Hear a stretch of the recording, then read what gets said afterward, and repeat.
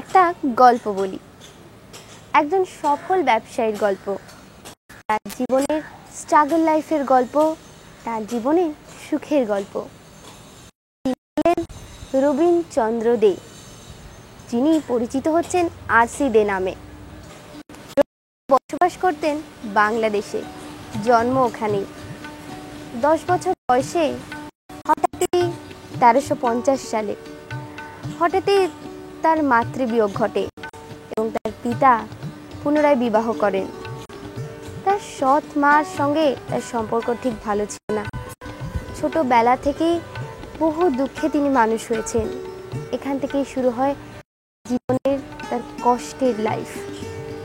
তারপর তিনি 14 বছর বয়সে আর কষ্ট সহ্য না করতে পেরে মামার হাত ধরে বাংলাদেশ থেকে কলকাতায় চলে আসেন। প্রথমে স্টিমারে চড়ে চাঁদপুর থেকে গোয়ালন্দ, তারপর শিয়ালদা ট্রেন ধরে সোজা কলকাতায়। কলকাতায় তার কেউই ছিল না, তাই আশ্রয় না পেয়ে তাকে রাত কাটাতে হয়েছিল শিয়ালদা স্টেশনের প্ল্যাটফর্মে। সকালবেলা যখন চোখ খুললেন, তখন চোখের সামনে দেখলেন তার সেই সম্বল যেটুকু তিনি পুঁজি হিসেবে নিয়ে এসেছিলেন সেটা চুরি হয়ে গেছে। তারপরে ঘটনা চলুন না ওনার মুখ থেকেই শুনে নিই। রবিবাবু, আপনি তো শিয়ালদা স্টেশনে প্ল্যাটফর্মে রাত কাটালেন, তারপর যখন সকালবেলা উঠে দেখলেন আপনি আপনার কাছে যা সম্বল, সেই সম্বলটুকু ছিল সেটা নেই, চুরি হয়ে গেছে, তখন সেই সময় আপনার কোন হয়েছিল? অ্যাকচুয়ালি তখন আমার মনের অবস্থাটা সত্যি খুব খারাপ হয়ে গেল। আমি চিন্তা করতে লাগলাম যে কি করে কি করব। তারপরে মনস্থির করলাম আমার এক দিদি থাকেন ডোবাল লেনে, সেখানে যে আসবো সে ছিল না। পায়ে হেঁটে ওখানে এসে দিদি বাড়িতে উঠলুম। দিদি আমাকে দেখে খুব আনন্দিত হলো যে ওর কোনো তখন ছেলেবেলে ছিল। তারপরে ওখানে থাকতে লাগলাম। তখন আমার বয়স 14 কি 15। তারপরে কিছুদিন যাওয়ার পরে আমার জামাইবাবু একটি দোকানে মানে কমলা বস্ত্রালয় বলে একটা দোকান ছিল, সেই দোকানে আমাকে কাজ শেখার জন্য, টেলারিং কাজ শেখার জন্য ভর্তি করে দিলেন। ওখানে কিছুদিন কাজ করতে করতে কিছু সঞ্চয় হতে কিছু মায়না পেতে লাগলাম। সেই থেকে আমি হ্যাঁ প্রথম উপার্জন, এবং সেই তখন তো খুব সীমিত মায়না ছিল, অল্প, তাতে ওই 1 থেকে 2 বছর ওখানে কাটালাম। কাটাবার পরে আমি সঞ্চয় হলো, সেই সঞ্চয় টাকা থেকে একটি মেশিন কিনে আমি একটি দোকান স্টার্ট করলাম, টেলারিং শপ। টেলারিং করলাম। ছোট একটা একডেলিয়া রোডে একটা গ্যারেজ ভাড়া নিয়ে ওখানে আরম্ভ। সেই ব্যবসা চলতে লাগলো। ব্যবসা চলতে চলতে আমার আবার একটু মাঝখানে মাঝে সিনেমা টিনেমা যেতাম। আচ্ছা। তো পূর্বাশা সিনেমার নামে আমাদের কসবায় একটা সিনেমা হল ছিল, এখন অবশ্য উঠে গেছে। সেখানে জেমিনি সংসার চলছিল, আমি দেখতে গিয়েছিলাম। জেমিনি সংসার। জেমিনি সংসার হচ্ছে সিনেমার নাম। আচ্ছা, বুঝতে পেরেছি। তো এসে দেখি আমার সেই দোকানে তালা ভেঙে মেশিন চুরি হয়ে গেল। হালকা কাঁদতে লাগলাম, কি করবো। তখন ওই বাড়িতে উপরে দোতলায় থাকেন রজনীকান্ত সেন রাইটার, তার ছোট ছেলে। উনি আমাকে নিয়ে উপরে বসিয়ে ফ্যানের নিচে বসিয়ে আশ্বস্ত করলেন, তুমি ছেলে না, তোমার চিন্তা কিসের, আমরা সব ব্যবস্থা করে দেবো। ওরা সবাই চাঁদা তুলে আমাকে আবার একটা মেশিন কিনে দিল। সেই দিয়ে ব্যবসা স্টার্ট করলাম আবার। আপনি বললেন যে পাড়ার ছেলেরা আপনাকে চাঁদা তুলে, যখন আপনার মেশিন চুরি হয়ে যায়, চাঁদা তুলে আপনার নতুন মেশিন কিনে দেয়, আপনি নতুন করে দোকান শুরু করেন। তখন সেই মেশিনগুলো সিকিউরিটি হিসেবে কী করলেন? তখন আমি চিন্তা করলাম সিকিউরিটি টুকুরিটি রাখতে তো অনেক পয়সা করে খরচা হবে, আমি নিজেই সিকিউরিটি হিসাবে মানে সবসময় দোকানে থাকতে লাগলাম, কাজও করছি, দোকানে থাকতে লাগলাম। হ্যাঁ, রাত্রেও থাকতাম। হ্যাঁ, তখন আমি অলরেডি আমার দিদির বাড়ি ছেড়ে দিলাম, আমার দিদির বাড়ি ছেড়ে দিলাম।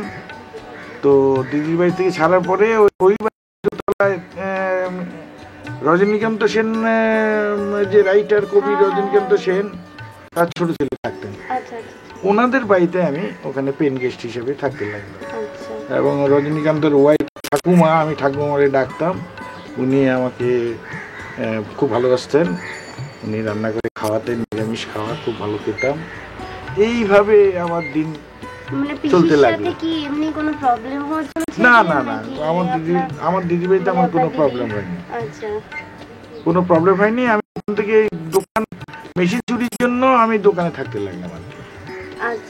হ্যাঁ, এইভাবে চলতে লাগলো, সব ভালো চলছে কেটে গেল। ওখান থেকে আমি 1955 তখন দেশ থেকে আমার বাবা, আমার ফ্যামিলি সব দেশে ছিল, বাংলাদেশে। তো আমাকে টেলিগ্রাম করলেন যে আমি অসুস্থ, তুমি চলে এসো। তো টেলিগ্রাম পেয়ে আমি চিন্তিত হলাম যে কী ব্যাপার, কী হলো। দেশে গেলাম, তখন আমার 22 বছর বয়স। তো সেখানে বাবার সেরকম কিছু শরীর খারাপ হয়নি, হয়েছিল কিছুটা। আসল উদ্দেশ্য ছিল আমাকে বিয়ে দিয়ে দেবে। একই বাবা মেয়ে দেখে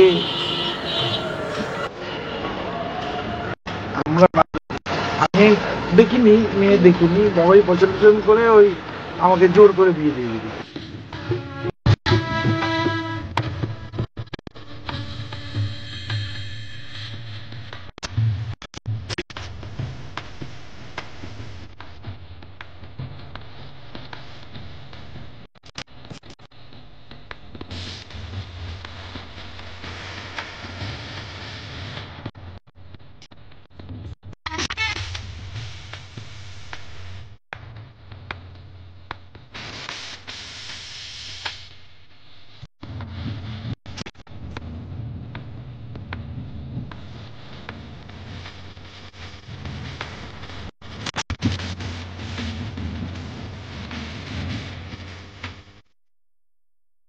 তখন আমার 22 বছর। বিয়ে করে আমি, আপনার স্ত্রীর কত বয়স ছিল তখন? তখন আমার নাম হচ্ছে শোভা দে, ওর বয়স ছিল 12। তো ওরা দেশে রইল, আমি চলে এলাম আবার ক্যালকাটায়। এসে ব্যবসা করছি। তার তখন টেইলরিং এর ব্যবসা? হ্যাঁ, টেইলরিং ব্যবসা। দোকানের নাম কি ছিল আপনার? রূপশ্রী টেলার্স। আনন্দময়ী আশ্রম ছিল ওখানে গেলিয়া রোডে, ওই গলির মধ্যে আমার দোকানটা ছিল। প্রত্যেকে আমাকে ভালোবাসতেন, আমার টুকটুক করে ব্যবসা চলতে। এই করে করে করে করে এলো বিয়ের পরে ওরা এসে গেল, আমার ফ্যামিলির সমস্ত বাবা মা। তখন আমার স্টেপ মাদার ছিলেন, আমার মা তো 1350 সালে মারা গেছেন। তো সেইখান থেকে সবাই চলে এলো এখানে। তখন হঠাৎ আমি এত বড় বার্ডেন চিন্তা করলাম কি করে চালাবো। একটা ঘর ভাড়া করলাম, ঘর ভাড়া করে ওদের রাখলাম। বাংলাদেশে যখন বাবা বাংলাদেশে বিয়ে করতে গেছিল, তখন কত বয়স বাবা? ওই 21, 12-13। 12-13 অত ছিল? হ্যাঁ, অত বড়। তাই? হ্যাঁ, 12-13। ওখান থেকে করে কি একবারে বাবা আমাদের কলকাতা নিয়ে এলো? হ্যাঁ, এখানে নিয়ে আসলো, 12 বার ছিলাম। ও মানে ওই লালগেটে দাদু দিদার সঙ্গে, দাদু ঠাকুমার সঙ্গে ছিলেন? হ্যাঁ, ওদের ও তো একসঙ্গে জয়েন্ট ফ্যামিলিতে ছিলাম। ও একসঙ্গে ছিল? একসঙ্গে মনে হয় ছিল ওই 15-16 বছর। ওই ছোটবেলা তুমি দাদুকে যে মাংস রান্না করতে আমি দিয়ে আসতাম, করার পরে ওখান থেকে তুমি আমরা কোথাও, আমি আর সর্দি কোথায় হয়েছি, কোন জায়গায়? সর্দিও তোমরা হয়েছে ভাড়া বাড়িতে হয়েছে? না, ভাড়া বাড়িতে দাদার দিদি হয়েছে। তোরা মন্দিরে দাদার দিদি, আমি আর সর্দি কোথায়? তোমরা এখানে হয়েছে? কোথায়? নন্দীবাগান? বাড়িতে। নন্দীবাগান? এই নন্দীবাগান। নন্দীবাগানে। আচ্ছা ওই মা শুনেছি যে তখন ওই বাবার তো তখন তো অবস্থা ভালো ছিল না, তখন খুবই কষ্ট অবস্থা ছিল না, খুব কষ্ট তখন করছিল। নাকি শুনেছি তুমি তখন তো গ্যাস ফ্যাস ছিল না, গ্যাস ফ্যাস ছিল না, উনুন ছিল, উনুনে তুমি এই ঘুটে দিতে উনুনে ঘুটে দিতাম। কাদা কি করে তুলতো? কাদা সেই পুকুর থেকে মাটি তুলে নিয়ে তারপর সেই ঘুটে দেওয়া হতো। বৃষ্টি এলে কি করতে? বৃষ্টি এলে তুলে নিতাম। আর একটা শুনেছি তখন তো আমাদের এখানে পুজো দশমা ভান্ডার দোকান ছিল, হ্যাঁ, তুমি নাকি সরস্বতী লক্ষ্মী পুজোর সময় এক হাতে সমস্ত ঠাকুর, এক এক হাতে হাতে বই, ঠাকুর, সমস্ত দশমা সব। জিনিস নিয়ে হ্যাঁ, রিক্সা, ওটা ঘটনাটা বলো তো কি হয়েছে? সমস্ত এক হাতে সব রিক্সা করে কোথা নিয়ে থেকে কিনতে, কোথায় গিয়ে কিনতে? কক্সবাজারে যেতাম। দেখো রানী, কসবা বাজার। দেখেছো? হ্যাঁ, কক্সবাজার থেকে রিক্সা করে ট্রেনে সব একা একা সমস্ত তুমি নিয়ে করতে? একা সব সমস্ত বাজার টাজার করে নিয়ে চলে আসতাম। তারপরে এখানে এসে পুজো কে করতো? লাল ঠাকুর? পুজো লাল ঠাকুর করতাম। এখন তো মারা গেছে। এখন তো উনি তো মারাই গেছে। তারপরে নিয়ে বাবার সঙ্গে যখন ওই বাবার দোকান থেকে বাবার- যখন বাবার যখন নাকি একদম খুবই অবস্থা খারাপ, তখন তো তুমি নিজে মানে রান্নার লোক তো প্রশ্নই ছিল না, না। তুমি নিজেই সবকিছু করতে, সবই নিজে করতাম। সব করে সব করে নিজে তারপরে নিজে করতাম, লোকজন ছিল না। আমরা ছোট ছোট আমাদের তোমরা স্কুলে ছোট ছিল, পাঠানো, তোমরা স্কুলে পাঠানো, খাওয়ানো দাওয়ানো তারপরে সমস্ত কষ্ট কংগ্রেস পিরিয়ডে বাবা রাত্রিবেলা আসছিল না, আসছিল না। ওরে বাবা, কাকিমা আমার সেই মাথায় অল্পের জন্য বুমটা পড়ে না। কি করে বুম কে বোম মেরেছে? ওই চারতলা বাড়ির উপর থেকে। মানে এত বাজে অবস্থা ছিল? এত বাজে অবস্থা ছিল। মানে তুমি কি মামাকে পাঠিয়েছিলে? মামাকে পাঠাচ্ছিলাম, দেখো কেন আসছে না, তোমাদের জামাইবাবু আসছে না। তখন দেখো। কটা বাজে? রাত কটা? রাত্রি তখনই 12টা 12টার সময় বাবা ফেরি? 12টা সেটা মানে খুব বাজে অবস্থা, সময় গেছে। বাজে অবস্থার সময় গেছে। তখন ও যে ওখানে যে দাঁড়ালো, ও বাস থেকে বোমটা বেরিয়ে চলে গেল। এত মানে মানে বাস থেকে বোমটা চলে গেল। তারপরে ওখান থেকে বাবাকে কি কার্তিক মামাই তারপরে রাস্তা নিয়ে এটিয়ে এলো? হ্যাঁ, তারপরে আসে নাই। তখন কি তারপরে মামারা অনেক থাকতো? রাত্রে মামারা কি আমাদের সঙ্গে থাকতো? মামারা এখানে থাকতো। দুই আমার কাছে মামাই? দুই মামারাই আমার কাছে থাকতো। শুনেছি তোমার কাছে নাকি অনেকে নাকি ছিল সেই সময়, বা আমার কাছে হ্যাঁ, কে কে ছিল? ভাগ্নিরা ছিল। কে কে কে সন্ধ্যায় দিন? সোনাদিরা সব ভাগ্নি, দুই ভাগ্নি ছিল। আর কে পায়রাঙ্গার ওর নাম কি? পায়রাঙ্গা আছে, কুকু ছিল, সন্ধ্যা, আর সোনা কাকু, সোনা কাকু, কৃষ্ণা কাকু? কৃষ্ণা ছিল। মানে তুমি রান্না করে সবাইকে, সব রান্না বান্না করে, সব রান্না বান্না করে, মানে তুমি প্রত্যেককে একা প্রত্যেকে তোমার রান্না বান্না ভয় করে দেয়? একা সব করতে হয়েছে। দেখো এখন একা- পা নিয়ে ব্যথা, এখন দরকার নেই, এখন যখন না তুমি পান। কষ্টের সময় তুমি কাটিয়ে উঠেছো, এখন তোমার আমরা তখন সবাই তো চলে এসেছি, হ্যাঁ। এখন তো না করলেও হবে। মানে সেই দিন কাটিয়ে এখন সেদিন একটা তো কষ্ট, সময় খুব তোমার সেই কষ্ট চিন্তা করলে গেছে। কেমন মনে হয় না যে এখনো সেই দিনগুলো কি সেই আসবে? দিনগুলি কষ্ট হয় না, চিন্তা করলে খুব কষ্ট হয় যে কত কষ্ট করেছি আর এখন কত ইতে আছি। সেই তো খুব বলছি, কষ্ট তোমার জীবনটা করেছি। কষ্টের, বাবার জীবনটা কষ্টের। হ্যাঁ, খুব কষ্ট করেছি, করেছো ওদের বলে- নিয়ে কষ্ট করেছি, তোদের নিয়ে হ্যাঁ। এই ছোটবেলা খুবই কষ্ট করেছি। এই উনানে আগুন দেওয়া, রান্না করা, সমস্ত এই এখন তো কত স্কুলে সুবিধা। টিফিন দেওয়া, স্কুলে খুলে আমরা রিক্সা করে যেতাম, হ্যাঁ। গাড়ি সব হয়ে গেছে। স্কুলে কত টিফিন কষ্ট দেওয়া, করে। সব সমস্ত করা, সব কিছু। রানী, তোমরা এখন গাড়ি করে স্কুলে যাচ্ছ, আমরা সব। রিক্সা করে যেতাম তখন, জানো, বাসে করে। বাসে কত করে কষ্ট 10 করে পয়সার তখন টিকিটে, 10 পয়সার টিকিট ছিল। 10 পয়সার টিকিটে চলে যেত। আচ্ছা।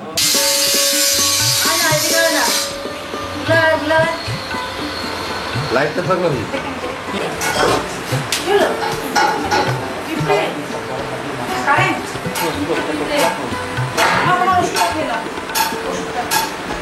হ্যাঁ, বৌদি বেড়ে দাও, তুমি দাও, তুমি উঠছো।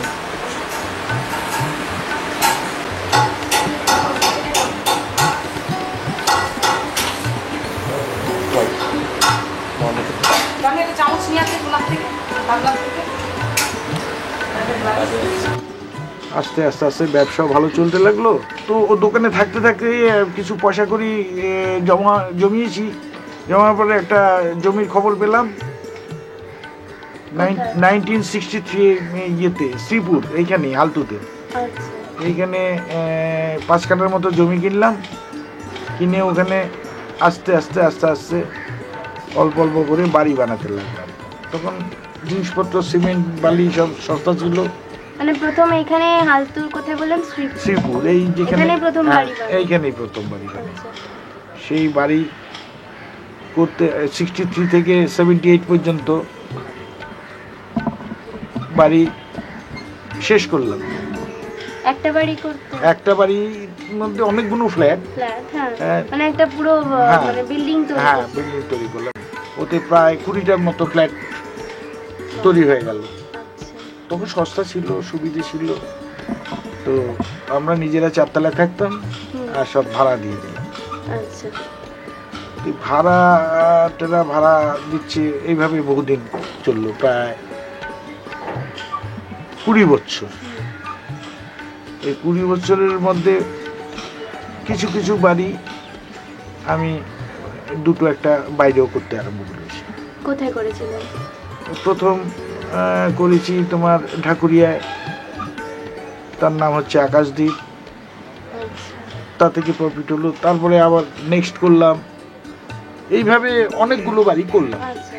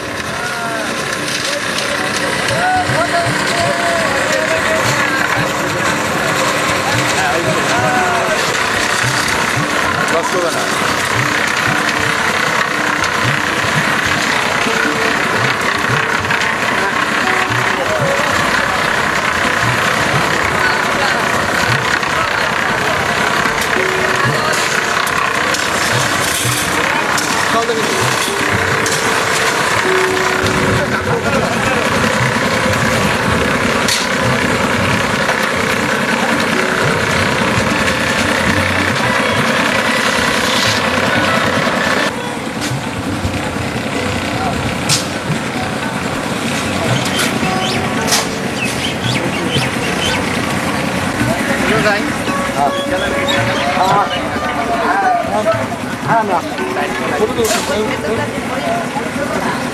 এই ফোন করেছিস পেয়েছিস আচ্ছা ফোন করলেন তারপরে ফোন করার পর বল 2280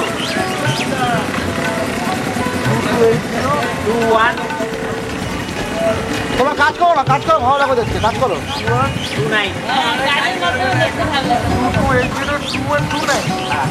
আরে কাজে লাগ না দুখানে উপরের না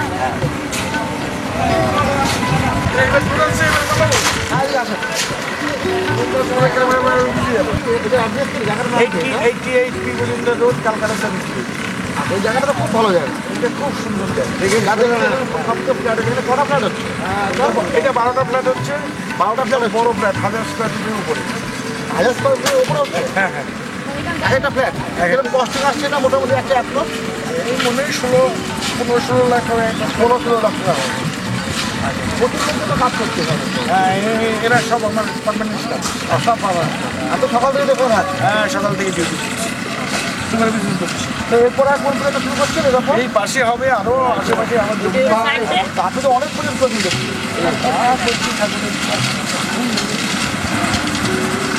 ঠিক আছে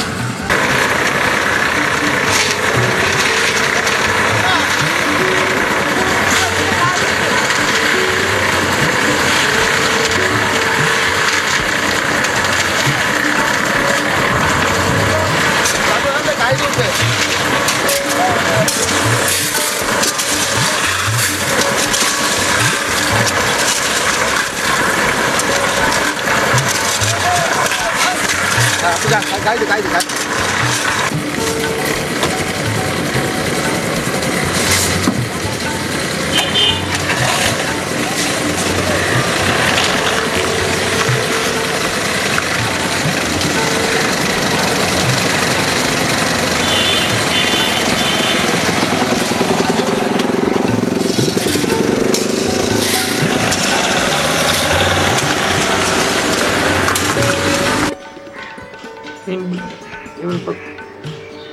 করার পরে এভাবেই চলতে লাগলো, ব্যবসা বাড়তে লাগলো, ব্যবসা ভালো হতে লাগলো। আচ্ছা, ওই ব্যবসার সুবাদে যেসব টাকা পয়সা হলো, জমি কিনে, দর্জির কাজ করে। হ্যাঁ দর্জির দোকান, হ্যাঁ তখন মেশিনও বেড়ে গেল, কাজকর্ম বাড়তে লাগলো। আচ্ছা আচ্ছা, তারপরে ওখান থেকে আমি জমিটা কিনলাম, কিনে প্রথম বাড়ি স্টার্ট করলাম। নিজের বাড়ি না? নিজের বাড়ি, নিজের বাড়ি। দুটো ঘর, একটা করে বাবা থাকতেন, একটা করে আমি থাকতাম। অ্যাসবেস্টার সেট দিয়ে প্রথম মাথা গোজার মতো কোনো রকমের করলাম। তো সেইভাবে কিছুদিন চলতে চলতে তারপরে আস্তে আস্তে আস্তে আস্তে ওই অ্যাসবেস্টার ভেঙে দিয়ে ওই জমিটার মধ্যেই অনেকগুলো ঘর বানাতে আরম্ভ করলাম মিস্ত্রিদের দিয়ে। তো 1963 থেকে 1978 অবধি ওই বাড়ির কাজ সম্পূর্ণ হলো। তো একাধিক ফ্ল্যাট, তখনও 78-এর লাস্ট ফিনিশ হয়েছে, তখন আমি ওগুলো অল্প অল্প করে ভাড়া দিতে লাগলাম। আচ্ছা, তো ভাড়া মানে বাড়িতে অনেকগুলো ফ্ল্যাট হলো, তো ভাড়া প্লাস দোকান এইসব ইনকাম হতে লাগলো। তারপরে যেখানে আমার দোকান ছিল সেই দোকানটা ছোট ছিল, তারপর বড় দোকান করলাম। বড় দোকানের পরে কর্মচারীর সংখ্যা বাড়লো, 50-60 জন কর্মচারী, ব্যবসা রমরমে চলছে। তারপরে সেইখান থেকে আস্তে আস্তে আস্তে আস্তে আমি বিল্ডিং মানে প্রমোটিং লাইনে ঢুকলাম। ব্যবসা চলতে লাগলো, প্রমোটিং লাইনে ঢুকলাম। দুটোই শুরু করলাম। হ্যাঁ, দুটোই চলছে। আমরা শুনেছি, আমি শুনলাম যে রূপশ্রী টেলার্স ভীষণ নামী ছিল, আর আপনি সেই সময় নাকি অনেক ছবির জন্য কস্টিউম ডিজাইনিংও করেছেন এবং অনেক বড় বড় অভিনেতা অভিনেত্রীদেরও কস্টিউম ডিজাইন করেছেন। তো কিছু স্মৃতি থেকে বলুন না, মনে হয় অনেক বড় বড় অভিনেতা অভিনেত্রীদের সাথে কাজ করেছেন। না, অ্যাকচুয়ালি সে তো বহু নামি দামি লোক আমার দোকানে আসতেন। মানববন্ধু মুখার্জি আমার দোকানে আসতেন, কিশোর কুমারের ছেলে অমিত আমার দোকানে আসতো। আচ্ছা, তারপরে আর আড্ডি বর্বন আসতো। আচ্ছা আড্ডি বর্বনের বন্ধু, আমার বন্ধু ছিল, সে সুবাদে আমার দোকানে আসতো। আচ্ছা আচ্ছা তারপরে একবার আমার এক বন্ধু জার্নালিস্ট ছিল, সে আমাকে নিয়ে গেল ইন্দ্রপুরী স্টুডিওতে। সেখানে উত্তম কুমারের একটা সিনেমা হচ্ছিল, রাজকুমারী বই।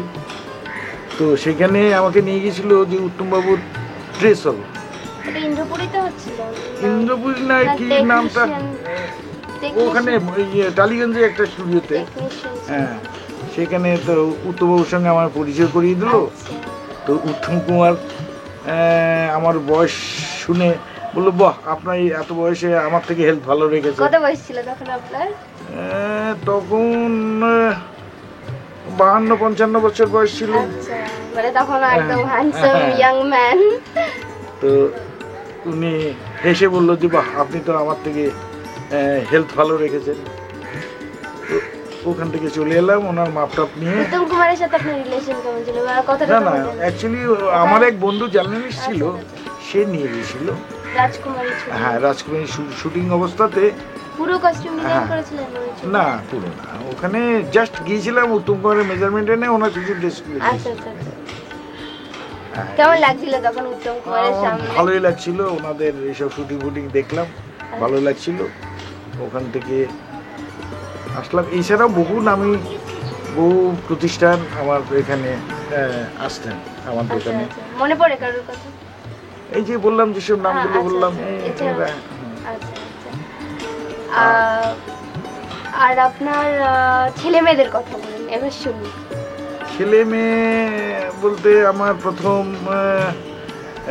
1959-এর 4 ডিসেম্বর আমার প্রথম ছেলে হয়। আচ্ছা, প্রথমে ছেলে হয়। নাম কি? নমস্কার, আমি সুখময় দে, ডাকনাম মিঠু। আমার বাবা ছোটোবেলার থেকে ভীষণ আমাকে ভালোবাসতো। তা যেখানেই যেতাম, যা কিছু করতাম সব বাবাকে নিয়ে। মাঠে খেলা হচ্ছে, আমি মোটামুটি পাড়ার মধ্যে প্লেয়ার বলেই পরিচিত। তা বাবা দোকান ফেলে ওই খেলা দেখার জন্য ওই নন্দীবাগান মাঠে চলে আসতো। সে দোকান ফেলে অন্য লোকের কাছে এসে খেলা দেখছে। দেখতে দেখতে এবারে আমার কেউ একজন, মানে আমি উইন্ডেড হয়েছি। সে বাবার সে কী আকুল মানে ব্যথা, সে যারা দেখেছে তারা মানে বলে যে সত্যি তোর বাবা তোকে কী ভালোবাসে। তা যাই হোক, এখন আমার বাবা কনস্ট্রাকশন করছে, তার সঙ্গে আমাকে পুরো জড়িয়ে মানে সম্পূর্ণ ইনভলভ করেছেন এবং বাবার কাছ থেকে সব কাজ শিখেছি। হ্যাঁ, এবং চেষ্টা করি বাবাকে হেল্প করার।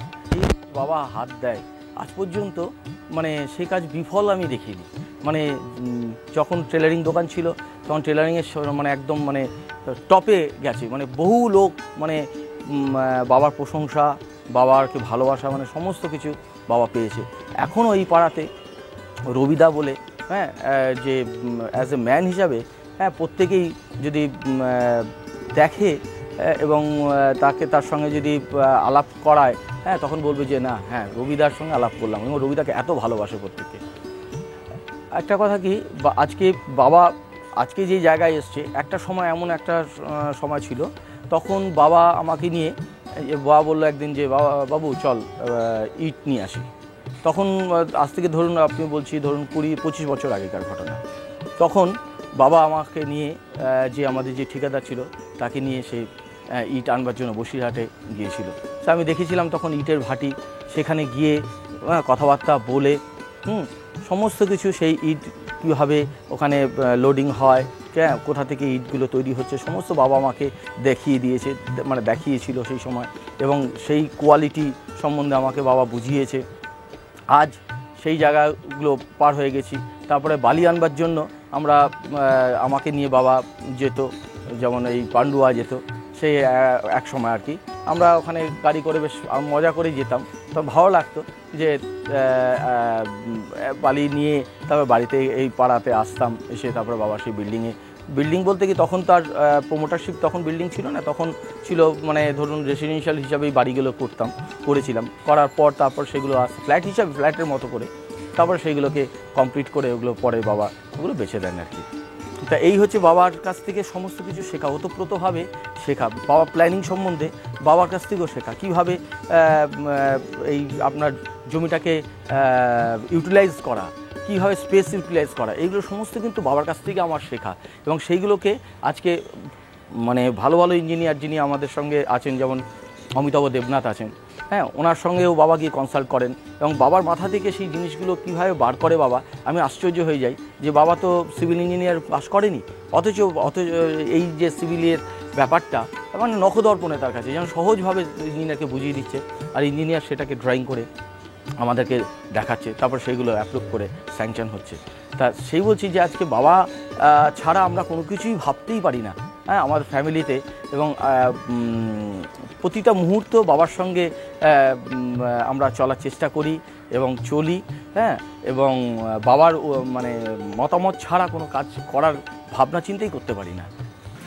নমস্কার, আমি কাকুলি দে, এই বাড়ির বড় বউ।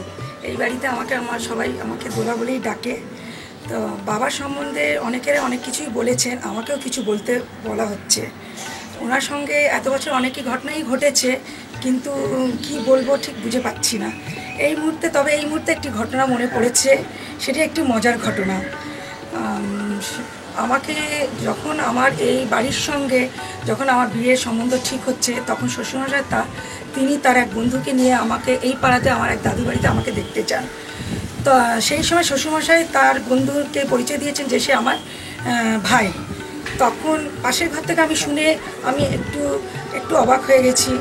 আমি চিন্তা করলাম এই এজের ভদ্রলোকটি যদি পাত্রের ভাই হয় তো ছেলের বয়স কত না হবে।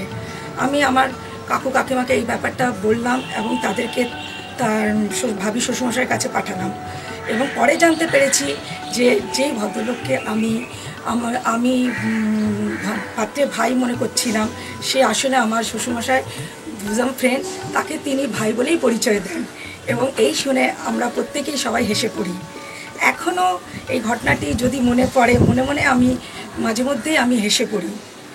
যাই হোক, আমার এখন এইভাবে আমার 15টি বছর কেটে গেছে। আমার 2 ছেলে, টনি এবং রনি। টনি বয়স 7 বছর, ক্লাস 2তে পড়ছে, এবং রনি ক্লাস 7-এ পড়ছে বেটার হাই স্কুলে। হাই, মাই নেম ইজ আকাশ দে। আমি স্ট্যান্ডার্ড 7-এ পড়ি। আমার স্কুলের নাম হচ্ছে বেটার হাই স্কুল। দাদু আমাকে খুব ভালোবাসে, আমিও দাদুকে খুব ভালোবাসি। আমি যা চাই তাই আমাকে দাদু দেয়। হাই, আই অ্যাম আদেশ দে। I am class 2। আমি বেটার হাই স্কুলে পড়ি। ও আমার এই মুহূর্তে আরেকটি ঘটনা মনে পড়ে গেছে, সেটিও আমার বিয়েকে কেন্দ্র করে। যখন আমার শ্বশুরমশাই তার বন্ধুকে নিয়ে আমাকে দেখতে গিয়েছিলেন, তখন সেই বন্ধুটি আমার শ্বশুরমশাইকে বলেছিলেন যে মেয়ের গায়ের রং তো কালো, হ্যাঁ, এর সঙ্গে সমুদ্রটা না করলেই ভালো। আসলে এর পেছনে একটি গভীর কারণ ছিল। ভদ্রলোকের 2টি মেয়ে ছিলেন। পরে আমরা জানতে পেরেছিলাম ভদ্রলোকের 2টি মেয়ে ছিলেন। বড় মেয়েকে এই বাড়ির ছেলের সাথে তার বিয়ে দেওয়ার খুব ইচ্ছে ছিল। পরে যখন এই বাড়ির যখন বাকি লোকেরা আমাকে যখন দেখতে গেছিলেন, তারা বললেন না, মেয়ের গায়ের রং তো বেশ ফর্সাই আছে। স্টিল নাও আমার শ্বশুরমশাই এখনও বলেন, গালটা ধরে বলে কি কালো তো দেখেছিলাম। তখন আমি বলি, কালো দেখলে কি আমাকে এই বাড়ির বউ কি করে আনতে পারতে? যাই হোক, এই বাড়িতে আমি আনন্দ এবং প্রত্যেকের ভালোবাসা নিয়ে রয়েছি। স্পেশালি আমার শ্বশুরমশাই আমাকে মেয়ের মতন ভালোবাসেন। সেই জন্য আমি এই বাড়িতে এসে আমি আমার বাপের বাড়ির সম্পূর্ণ মানে অভাবটা বুঝতে পারি না।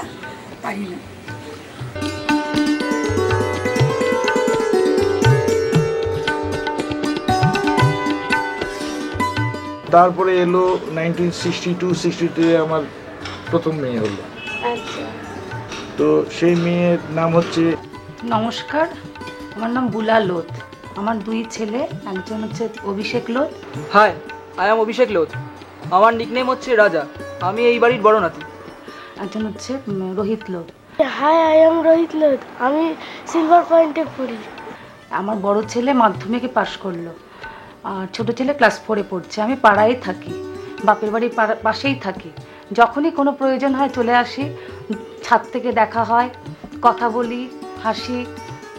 যা নাকি দূর থেকেও সেই উপভোগটা যা করা যায় না, সেটা আমি সামনের থেকে উপভোগ করে নিই। নমস্কার, আমি জয়া মজুমদার। আমি বাবার ছোট মেয়ে, এই বাড়ির ছোট বোন আর কি। আমারও বাড়ি খুব কাছেই আমার বিয়ে হয়েছে। আমার শ্বশুর বাড়ির সামনে, আমার শ্বশুর বাড়ি বাপের বাড়ির ঠিক মাঝখানে আমার বাড়ি। আমি যখন প্রয়োজন হয় আমি বিকেলে ছাদে গেলেই বাবাকে দেখতে পাই, হাত দেখে বাবার হাত টাটা করে বাবার সঙ্গে কথা বলি। মার সঙ্গে প্রয়োজন মতন মার শরীর খারাপ হলে ছুটে আসি, তারপর প্রয়োজনে অপ্রয়োজনে বাবা মার কাছে এসে তাদের সুখ দুঃখে সামিল হই আর কি। হ্যাঁ, আমার একটি মাত্র মেয়ে নবনালন্দা ক্লাস 9ম শ্রেণীতে পড়ে।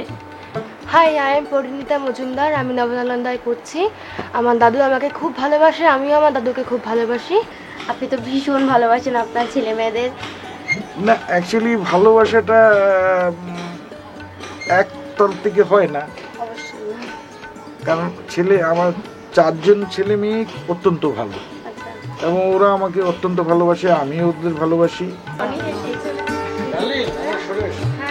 এটা কিন্তু আমার গ্যাসে পাবে।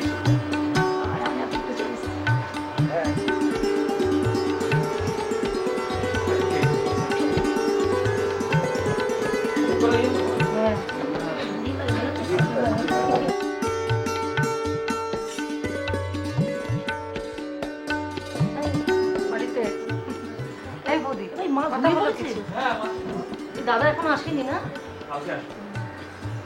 জানো তো পিন্টুদা নেই, থাকলে ভালো হতো, একসাথে হয়ে যেত। সকালবেলা বিকেলে বাড়িতে হ্যাঁ, আমি চলে যাবো। যাবি যাবি।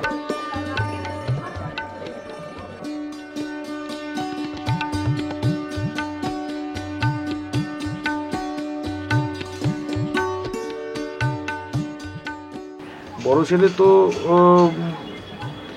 চিন্তা করা যায় না যে সব সময় আমাকে হেল্প করে সব ব্যাপারে, সেই ডাক্তার কবিরাজ, ওষুধ খাওয়া থেকে আরম্ভ করে।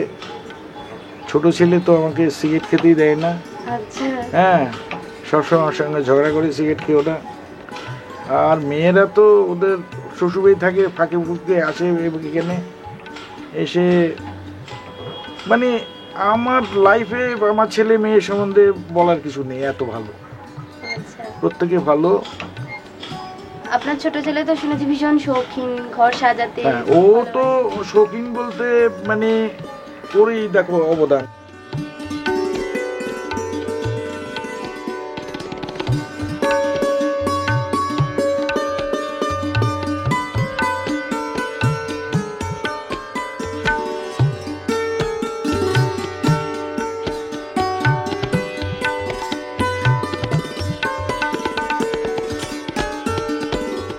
এই যে সেই সুন্দরী, ইনি জীবিত নন, ইনি হচ্ছেন মৃত।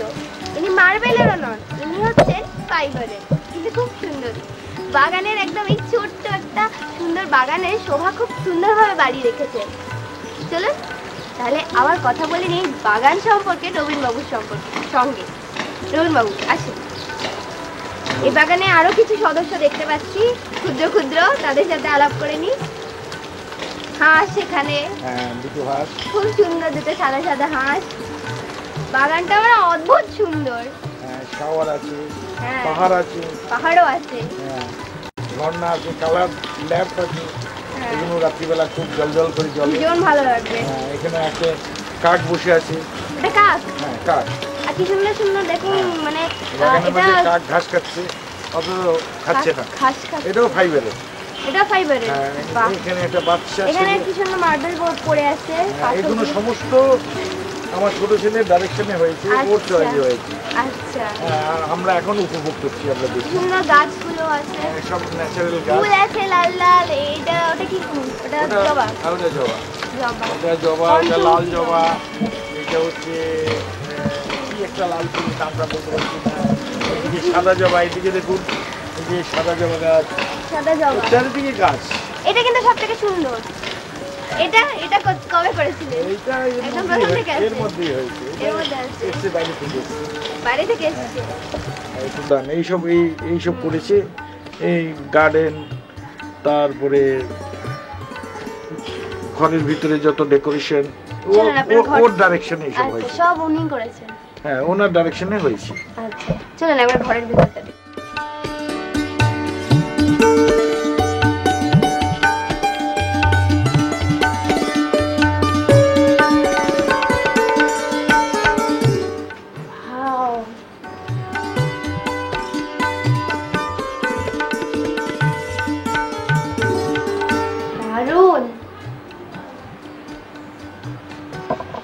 এদিকে এটা কি সুন্দর, এটা আলপনা নাকি? না এটা আলপনা না, এটা প্যারিস দিয়ে হয়েছে, আলপনা টাইপের ডিজাইনটা করেছে আর কি। আচ্ছা আচ্ছা আচ্ছা, খুব সুন্দর।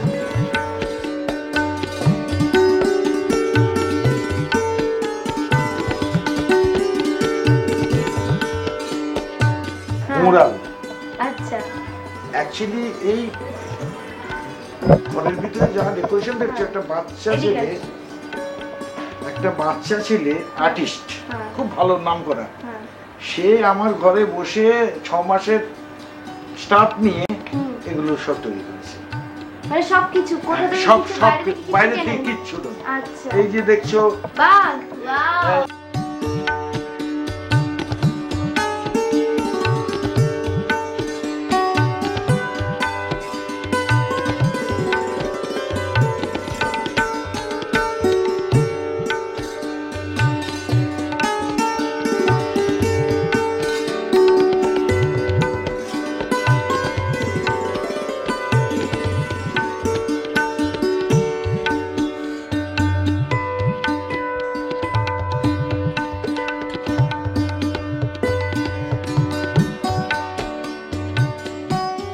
বাঘটা লোকে ভাবছে মাটির, মাটির নয়, এটাও ফাইবারের। ফাইবারে? ফাইবারের। বাহ, হ্যাঁ এটা অসম্ভব সুন্দর। হ্যাঁ, এটা হলো আমার ছেলে আমাকে লাইটার অ্যাস্ট্রো দিয়ে দিয়েছে। কোন ছেলে? সিগারেট খেয়ে ছাই ফেলেন। কোন ছেলে? বড় ছেলে। বড় ছেলে, আচ্ছা। তারপর দেখছো ওই যে ওদিকে হাত ওই যে দিয়েছে। তোমার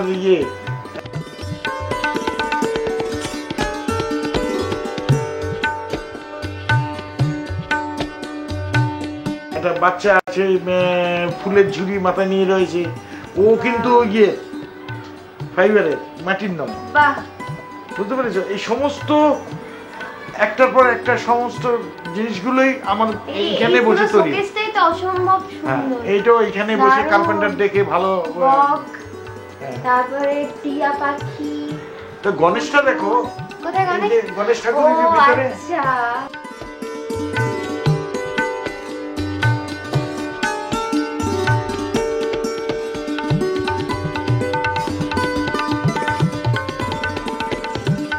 এই গণেশ দেখো, ওই যে ওর যে শ্যুটটা, মানে ওই যে ওরে কি বলে যে ওর সবটা দেখবে লেফট সাইডে থাকে ওর এই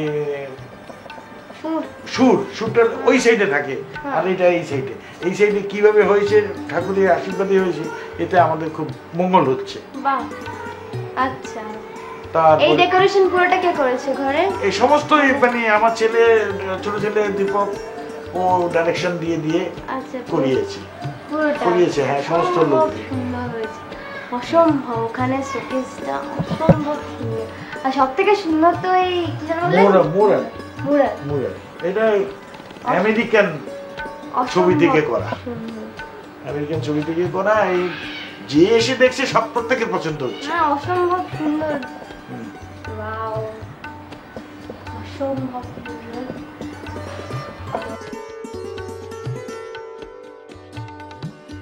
ঘড়িটা টেম্পারেচারও দেখানো হয়। বাহ, ডেট, টেম্পারেচার সব। এই তো সেই পুতুলটা না, যেটা আপনি বলছিলেন মুরাল? একে আমি গোবিন্দ বলি। গোবিন্দ? গোবিন্দ ফুলের ঝুড়ি মাথায় নিয়ে নিয়েছে। খুব সুন্দর, অসম্ভব সুন্দর, দারুণ। বাহ, এইখানে আমাদের এখানেই তৈরি হয়েছে। হ্যাঁ বললেন তো। বললাম তোমাকে।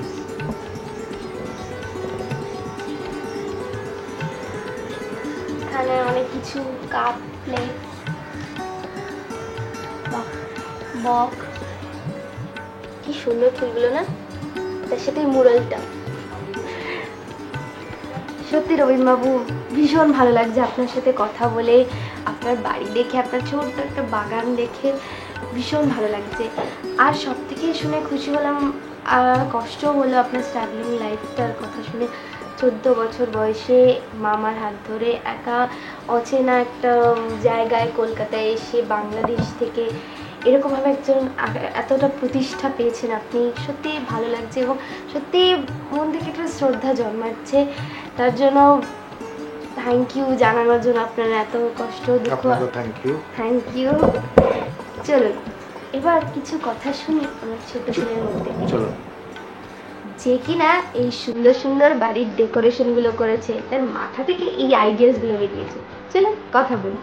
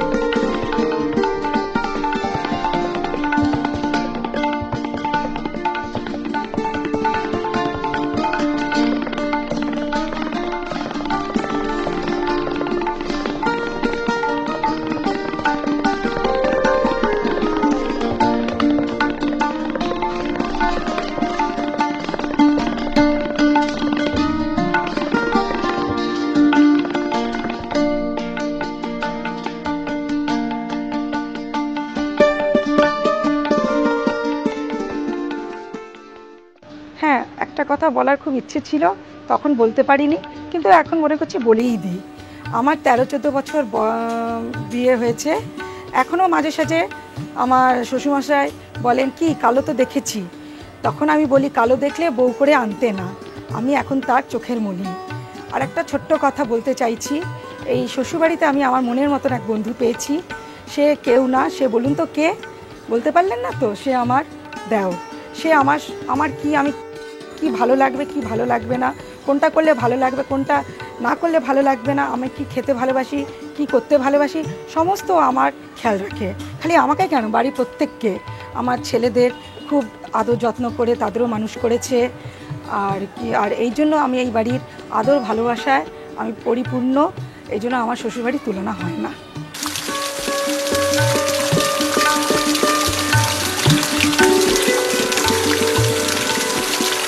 নমস্কার, আমি দীপক, বাড়ির ছোটো ছেলে। আমাকে সবাই নদু বলেই পরিচিতি, নদু বলেই বাড়িতে সবাই ডাকে।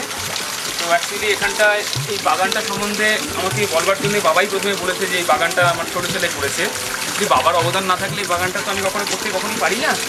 তো এই বাগানটা অনেক দিন 6 থেকে 7 মাস সময় লেগেছে বাগানটা করতে, এবং এই বাগানটা করার পেছনে একটা ভীষণই কারণ রয়েছে। সে কারণটা হচ্ছে আমার বাবা হাই ব্লাড সুগারের পেশেন্ট, এবং বাবা প্রায় 20 বছর ধরে এই রোগে ভুগছেন এবং দুবেলা ইনসুলিন ইঞ্জেকশন দিচ্ছেন। তো ডক্টর প্রথমেই একটা কন্ডিশন দিয়েছেন যে আপনাকে সকালবেলা উঠে হাঁটতে হবে। তো বাবা প্রথম মর্নিং ওয়াক করতেন, লাফিং ক্লাবে বাবা যেতেন, গিয়ে ওখানকার ওই লাফিং ক্লাবের বাবা একদম খুব সক্রিয়ভাবে ওখানে যুক্ত হয়ে গেছিলেন। তারপরে বাবা কিছুদিন পর বিভিন্ন রকম পরিশ্রম করে সারাদিন খাটাখাটনির পর ভোরবেলায় উঠতে পারছিলেন না আর কি। তো তারপরে থেকেই আমি চিন্তা করি যে আমাদের এখানটা একটা ভ্যাকেন্ট জায়গা রয়েছে, জায়গাটাকে কী করা যায়। তো করার পরে আমি চিন্তা করলাম যে আমাদের টিভিতেও চারদিক থেকে অ্যানাউন্স করছে, অ্যাডভার্টাইজমেন্ট করছে যে ফরেস্টেশন, বৃক্ষরোপণ করা প্রত্যেকেরই উচিত, যে অ্যাটলিস্ট প্রত্যেককেই বাড়ির সামনে একটা হলেও বা বারান্দার সামনে গিয়ে একটা করে টব পুঁতলেও পোতা উচিত। তখন আমি দেখলাম জায়গাটা কী করে ইউটিলাইজ করা যায়। তখন আমি এটা চিন্তা করলাম যে একটা যদি বাগান করা যায় কীরকম করা যায় হয়, এবং বাগানটা করতে পারলে তাহলে তো মানে দুটোই করা যাবে, আমাদের রথ দেখা হবে এবং কলা বেচা হবে, বাগানের সৌন্দর্যটাও উপভোগ করা যাবে, সঙ্গে সঙ্গে বাবার মেন যেটা বাবার সকালবেলা যে হাঁটাটা আর্থিংটা এখানে পাবেন। এখন আমার এই ভুলে খুব ভালো লাগে যে বাবা এখন ভোর 4:30 5টার সময় যখন ঘুম ভেঙে যান, কারণ 5 তলায় আমরা থাকি, এই প্রত্যেক দিন সিঁড়ি দিয়ে আপ ডাউন করাটা একটা বিরাট প্রবলেম। তো বাবা এখন উঠে এখানটার ভোরবেলায় উঠে হাঁটেন আর কি, উঠে এখানকার যে কুয়াশাটা যে মানে ঘাসের মধ্যে পড়ে যায় সেটা বাবা ওখান থেকে আর্থিংটা নেন। তো এটা আমি সেই জন্যই করেছি, এবং এখন আমার খুব ভালো লাগে যে বাবা সিঁড়ি না ভেঙেও বাবার ওই যে সমস্যা যেটা ডক্টর বলেছিলেন সেটা উপরেই বাবা সেই প্রবলেমটা সলভ হয়ে যাচ্ছে। তো সেই জন্যই করা। তো অ্যাকচুয়ালি এখানে যে করা হয়েছে, যে এই ঘাসগুলো যে করা হয়েছে, এই ঘাসগুলো হচ্ছে মেক্সিকান ঘাস। এটা ইডেন গার্ডেন্সের যেখানে আমাদের যে ক্রিকেট খেলা হয় ওখানে যেই ঘাসটা দেওয়া আছে সেম ক্যাটাগরি ঘাসটা এখানে দেওয়া হয়েছে। তো আমি ওই সল্টলেকে যারা কাজ করে আর কি ল্যান্ডস্কেপারদের দিয়ে এখানটা এই ঘাসটার ব্যবস্থা করি। এখানে অরিজিনাল সয়েল দেওয়া হয়েছে, মাটি ফেলে 5 ইঞ্চি মতো মাটি ফেলে তারপরে ঘাসগুলোকে এখানটায় ফরেস্টেশন করা হয়েছে।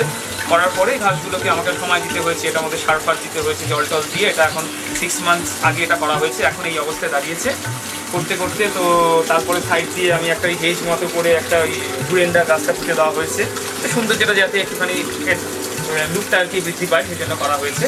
তো করার পরে এখন এটা আরও অনেক বাকি রয়েছে, এটা ফুল কার্পেট হতে আরও 1 বছর সময় লাগবে। তো সেই উদ্দেশ্য নিয়ে করা। আর এখন আমাদের বাবা এখানে এসে হাঁটেন, বিকালবেলা এসে আটা খান টান, তারপরে প্রত্যেক বাচ্চারা যারা বাড়িতে আশেপাশে আমাদের বিল্ডিংয়ের পার্টিটা প্রত্যেকে এসেই বাচ্চারা এখানে ঘুরছে টুরছে। এখানে একটা দোলনার একটা ঘর রয়েছে, হ্যাঁ, এখানে একটা মানে প্লাস্টিক ফাইবারের একটা পাহাড় করা হয়েছে, এটা এয়ারলাইট আঠা দিয়ে তৈরি করা হয়েছে। তারপরে এখানটায় একটা আবার পানকৌড়ি করা হয়েছে, এই পানকৌড়িটা মানে বাচ্চাদের খুবই ফেভারিট। এটা ওই এয়ারলাইট আঠা দিয়ে আমি অর্ডার করেছি। এটাও করা হয়েছে মোনালিসা। এটা আমার প্রতি 4-5 বছর ধরে ইচ্ছা ছিল একটা করার, তো মার্বেলে একটু কস্টলি হয়ে যায় বলে আমি এটা ফাইবারের করেছি। এটাও এয়ারলাইট আঠা দিয়ে করা হয়েছে, এবং এগুলো সব করেছে একটি বাচ্চা ছেলে 26 বছরের, ও একটি বাচ্চা ছেলে। তো ওর নাম হচ্ছে পিন্টু পাল, গড়িয়া থাকে। ওই এগুলো সব শিল্পকর্মের পিছনে ওরই অবদান। ওই পাহাড় থেকে, পিছনের সিনারি থেকে, হ্যাঁ, ঘরের যে আমার যাবতীয় জিনিস, তারপরে এই এখানে দুটো হাঁস দেখতে পাচ্ছেন, হাঁস, হ্যাঁ, সব এগুলো সব কিছুও করেছে।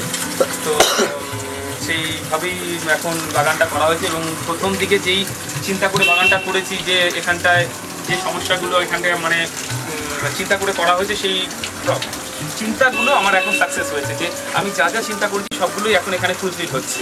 বাবার হাঁটাও হচ্ছে, বাবা বসতে পারছেন, বাচ্চারাও আসছেন, আর এইভাবেই সব পড়াটোড়া হলো।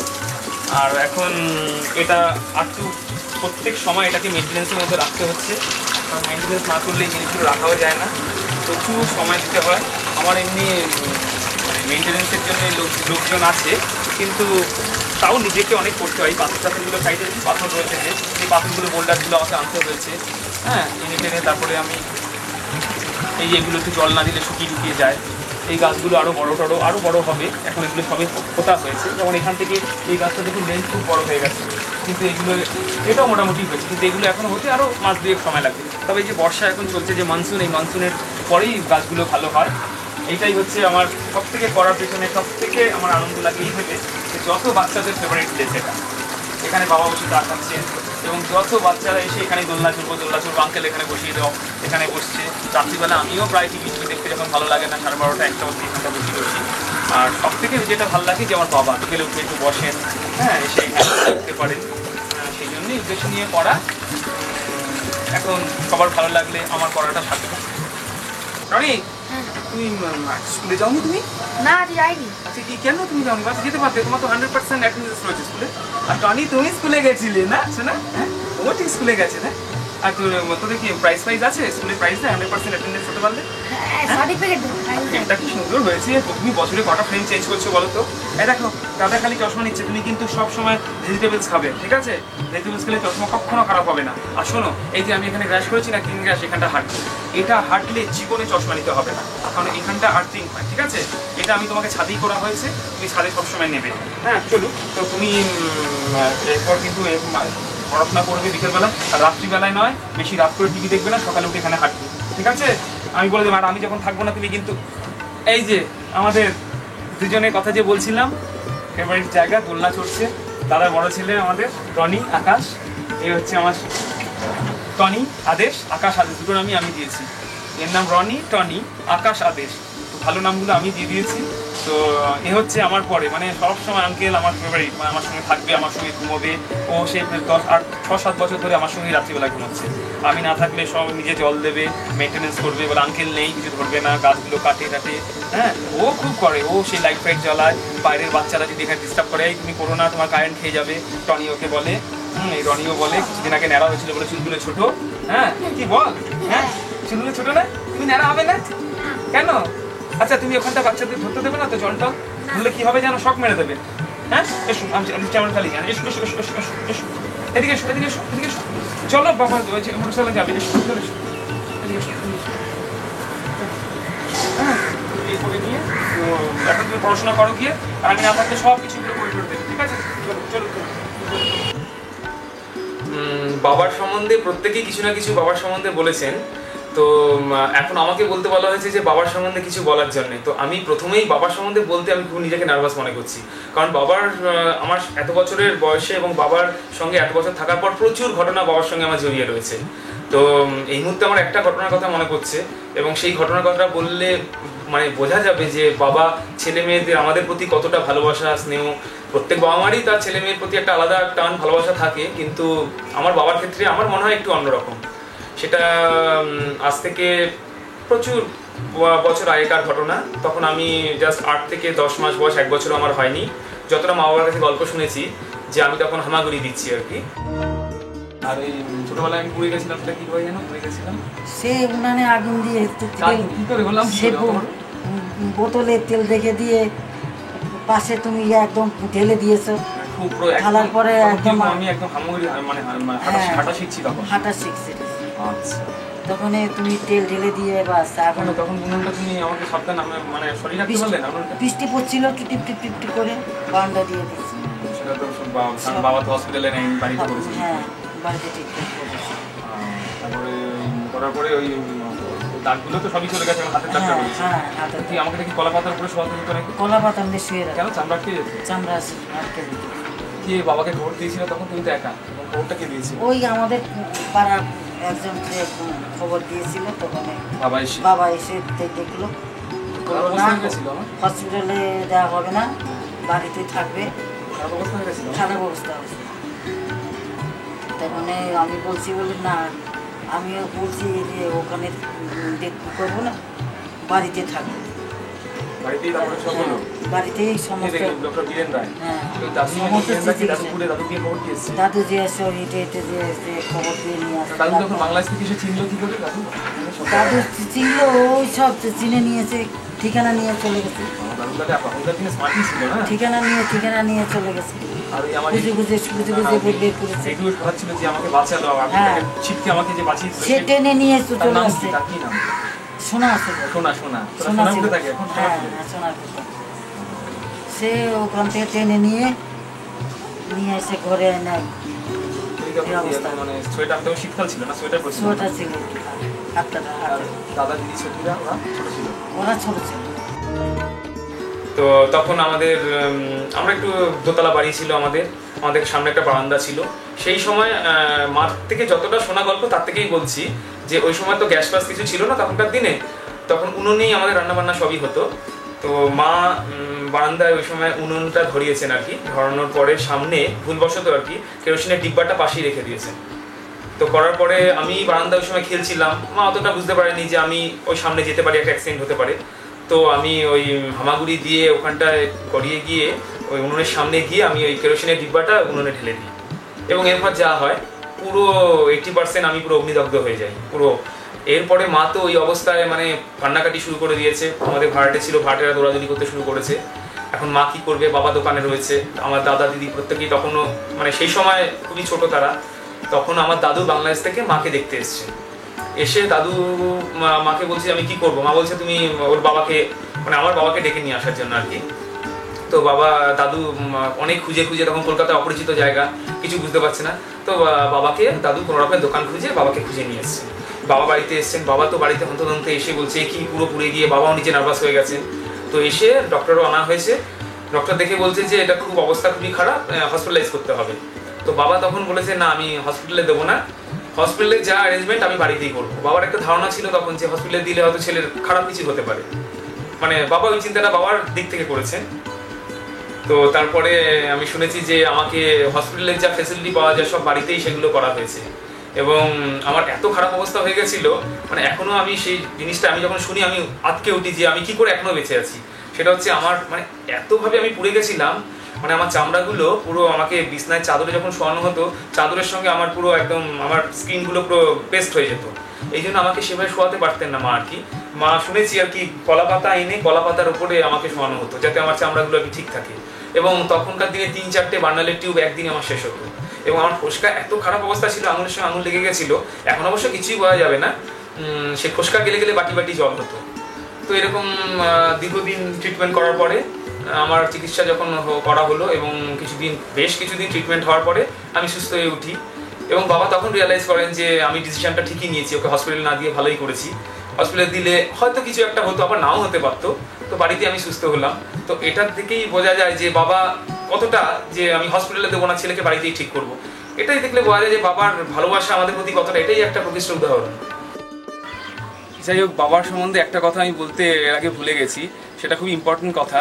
সেটা বাবার মানে দৈনন্দিন জীবনে কাজের মাঝখানেও মানে হাজার কাজ সত্ত্বেও কোনো রকম যদি নিমন্ত্রণ থাকে সব কিছু ক্যান্সেল করে বাবার একটা জিনিস করা চাই, সেটা হচ্ছে কি জানেন? সেটা হচ্ছে ক্যারাম খেলা। মানে বাবা ক্যারাম খেলার মানে প্রচণ্ড মানে অ্যাডিকশনের মতো হয়ে গেছে। মানে ক্যারাম না খেলে বাবার মনে হচ্ছে ভাত হজম হবে না, এরকম একটা ব্যাপার। বাবা সেই মানে প্রত্যেক দিন কাজ করে পার্টিদের সঙ্গে কথা বলে ঘন্টার দেরিক টাইম বের করবেন এবং করে বাবা নিজে একটা বিল্ডিং বানিয়েছেন। সেই বিল্ডিংয়ের নিচে অধিবাসী বৃন্দ, লালগেট অধিবাসী বৃন্দ বলে একটি ক্লাবকে বাবা ডোনেট করেছেন। সেই ক্লাবের বাবা প্রেসিডেন্ট। তো ওখানে সব মানে ইয়াং ছেলেরা, সব বাবার থেকে যে খুবই ছোট, প্রত্যেকে রবিদা রবিদা বলে বাবাকে গিয়ে বাবা ওখানে ক্যারাম খেলে ক্যারাম কম্পিটিশনে নাম দিয়ে এবার ফাইনালে উঠেছে। তো রিসেন্ট ফাইনালে উঠে চ্যাম্পিয়ন হওয়ার জন্য খুব চেষ্টা চালানো হচ্ছে।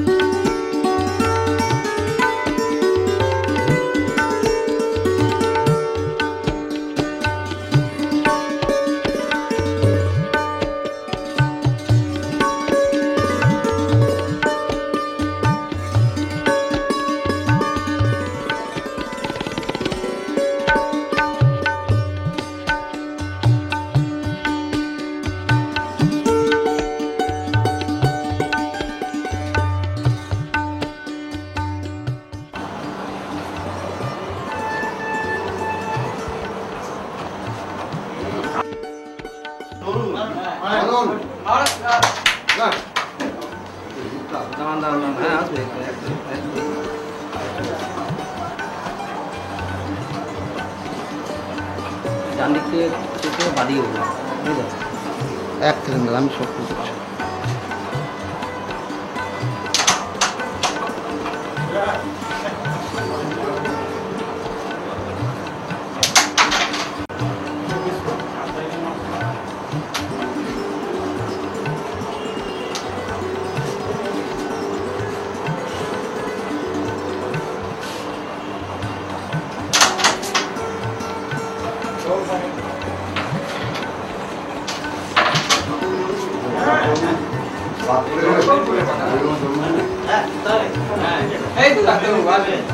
একটু একটু একটু দাঁড়ান একটু।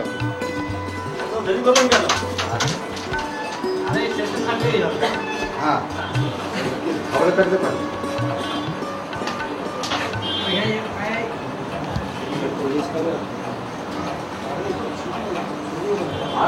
তাহলে কি একটা বড় কোল্ড ড্রিঙ্কস নাকি সবার হাতে একটা করে?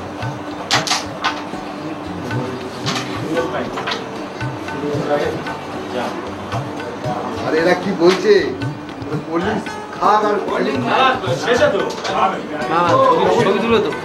তখন তো থাকবে না।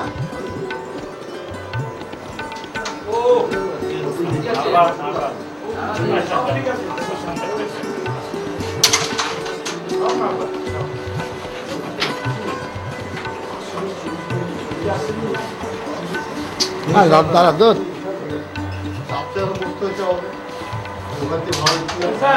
ওখানে বসে রয়েছি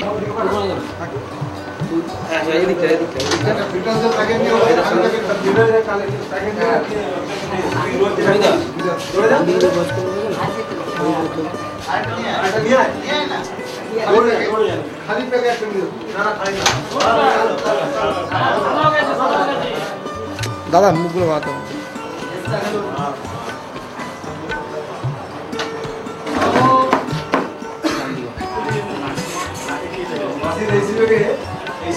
চালের দাম বাড়িয়ে দিল।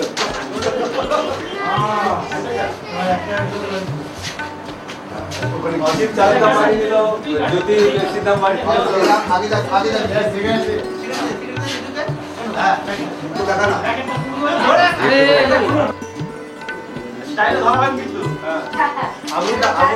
আগুনটা নিচে থাকবে। কেমন লাগে? মানা করেন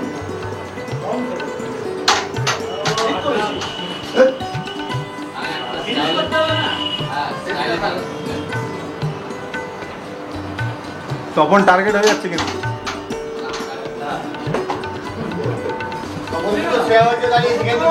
এখানে দৌড়ে গেলিস তো ওখানে প্লেস নিয়ে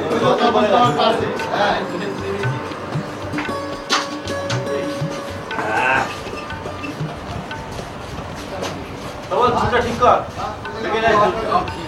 জয়েনি দেবো তোমার জয়েনি দেবো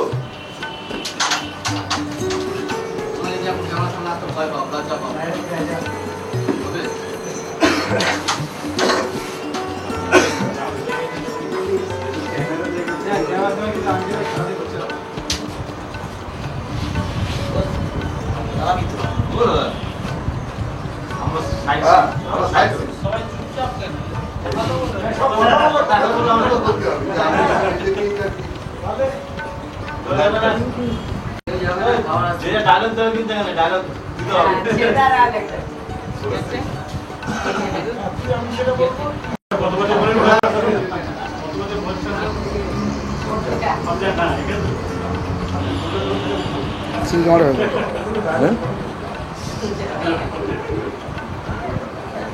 দিতে ওই কথা বলো, সবাই গল্প করো না।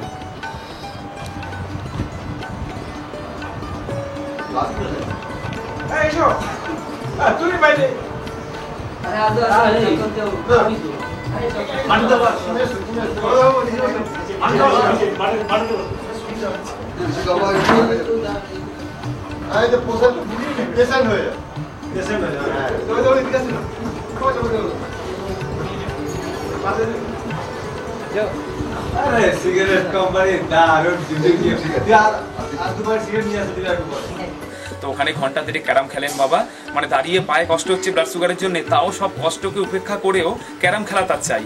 সেই ক্যারামটা খেলার জন্য আমরা বলি তুমি এতক্ষণ খেলো না, 0.5 ঘন্টা খেলে চলে এসো, বাড়িতে ক্যারাম নিয়ে এসো, কিন্তু সে প্রচণ্ড নেশা, সে ক্যারামটা খেলবে এবং ক্যারামে বাবার অনেক প্রাইজও পেয়েছে। সেগুলো মানে আমাদের বাবা, আমাদের ইয়াং ছেলেরা আমরা এত সুন্দর ক্যারাম খেলবো না, বাবার যত বাচ্চা ইয়াং ছেলে, বাবার যে গ্রুপে যারা পার্টনার রয়েছে তারা সবসময় বাবাকে পার্টনার করতে চান, মানে বাবার পার্টনার হলে জানে যে রবিদা রয়েছেন, উল্টো দিকে আমরা জিতবো। তো এইভাবে বাবা অনেক টুর্নামেন্টেও জিতেছেন। তুই কিন্তু অশোকনগরে যাচ্ছিস, সাবধানে যাবি, ড্রয়িং টনিকে নিচ্ছিস? হ্যাঁ ঠিক আছে, লাইটটা চলবে। যশোর রোড, তুলবেন না না যশোর রোড দিয়ে দমদম দিয়ে যশোর রোড দিয়ে স্ট্রেট চলে যাচ্ছিস, কিন্তু তোর গাড়ি কিন্তু সকাল খুব খারাপ। না, নতুন কিনে নিয়েছি, সেদিন বলি চিমটি লেগে গেল তো। ওটা তো পা ফেলেছে ভুল করে। এই তুই শুয়ে আছিস কেন? চল ওঠ, উঠে পড়ো। ওঠো, তোমাকে নিয়ে নেবে। আচ্ছা বাবা শোন, বাবা এলে বাবাকে বলবি যে প্রশান্ত বলে একটা ছেলে, এই আমাদের যে সিমেন্স যে ইয়েটা হচ্ছে প্রজেক্টটা হচ্ছে সেখানে একটা প্রশান্ত বলে একটা ছেলে আসবে, একটা জমি সিটিং করা, বুঝলি? এই দেখ এ শোন, হ্যাঁ প্রশান্ত বলে একটা ছেলে আসবে, ও সিটিং মানে ওকে নিয়ে আজকে সিটিং হওয়ার কথা 5:30টার সময়।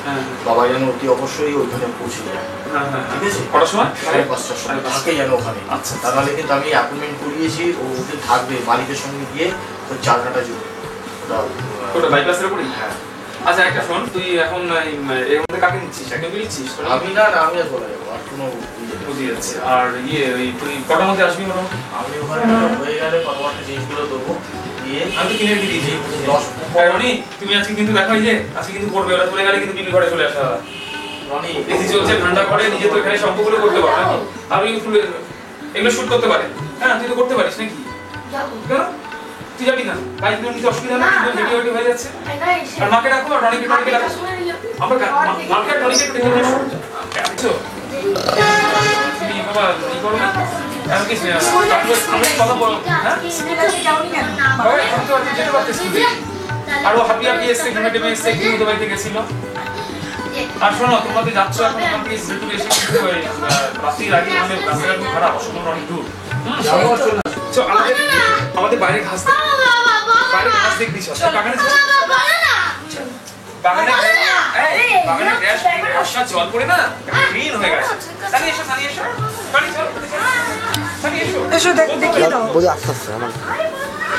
চলে আসো। দেখ এখানটা এই একটা সুবিধা, এখন দেখ আস্তে আস্তে পুরো কাটা শুরু হয়েছে। এরপরে একটা কাটিং হয়ে যাবে, কাটিং এর পরে আবার তোমরা ঢুকে যাও, এখানে ঢুকে যাও, এই বাগানে ঢুকে যাও, এই বাগান সবাই ঢুকে যাও। হ্যাঁ ওই ঘন্টাটা করলে চালিয়ে তো ঘন্টাটাকে চালাও তো। করার পরে এখান থেকে দাদা বলছি এখানে হেঁটে থাকো, এখানে তুমি মর্নিং করতে পারো। এই যে ঘাসটা, এই ঘাসটা কি মানে চাইনিজ ঘাস? এটা একটা মেক্সিকান ঘাস। Huge difference between Chinese and Mexican. Mexican হচ্ছে এই একমাত্র মেক্সিকানই মানে ক্রিকেট মাঠে, আর মেক্সিকান গাছ লেন্সে বড় হয় না, নাহলে জঙ্গল লেন্স বেড়ে যেত।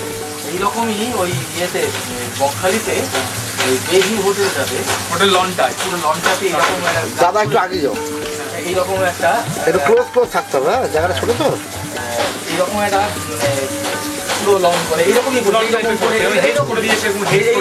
এই গাছ আছে এরকম। আমার বাদ গেলে ভালো। এবারে এই হওয়ার পরে দেখ সুরেশ বলছে দারুণ হয়েছে। আমি আর কিছু বলিনি, সুরেশকে শাসনকে নিয়ে রাত্রিবেলা স্ন্যাক্স খাই করতে এটা দেখো। তারপরে এই ঝর্ণার দিকে দেখ, এখানে জলের সব থেকে সুবিধা কি, আমি জল না দিলে ঝর্ণাটা চালিয়ে দিলে সেটাতে গাছ তুলতে হবে। হ্যাঁ চশমার সঙ্গে তোমার একদম কস্টিউম একেবারে ম্যাচ করে গেছে। চশমাটা একেবারে মানে আমাদের চলবে না, এই চশমাটা পাল্টাবে। এই গাছগুলো মোটামুটি বড় বড় হচ্ছে, আর একদম চেঞ্জ করতে দিবি না। চেঞ্জ করা হয় নাকি? এই বয়সে এত আমরা কোনো চশমা চেঞ্জ করবো? বাচ্চা এই বয়সে এত ফ্যাশন ভালো নাকি? তুমি কিন্তু দাদা এগুলো চলে গেলে কিন্তু পড়াশোনা করবে না, জানিস তো? এখন কিন্তু আন্টি বাড়ি যাবে, রনি স্যারের বাড়ি যাবে, বাবা ঠিক হবে করবে। ঠিক রনি যাবে তো বাবা? এইগুলো একমাত্র শালা চলে গেছে,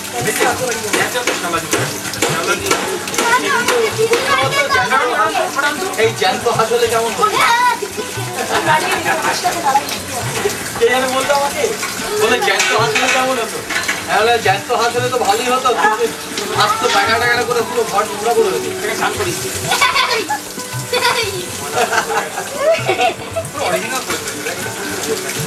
ঠিক কাজ করবে তো শিবেশের ওখানে, শিবেশের ওই যে ফ্ল্যাট একজন কিনেছে এটার মধ্যে মজা না। তুমি ওকে না বলে চলে গেছে, কেন বলো? বাবা বলে ভাবো খবর পেয়ে